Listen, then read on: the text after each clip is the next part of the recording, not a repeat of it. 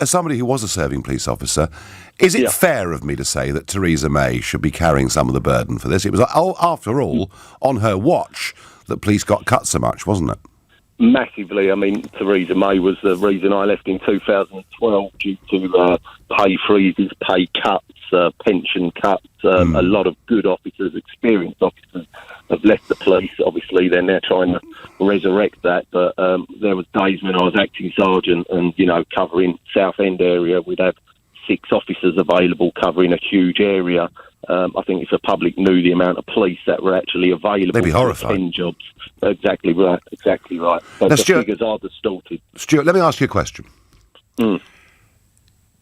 I mentioned a few minutes ago Rudy Giuliani, the former mayor of New York, is a friend. And, he took over a city that was notorious for crime, homicides and all the rest of it. Yep.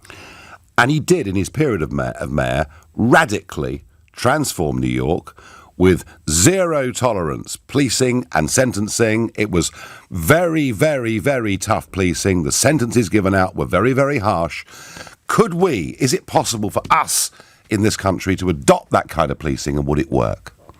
Well, massively. I mean, they need that certainly in London, but I think the people at the top are too PC, too worried about their reputation and next promotion to enforce harsh measures that they may initially be criticised for. But that's certainly what's needed, certainly in London at the moment. You sound, as an ex-police officer, a bit disappointed in the police.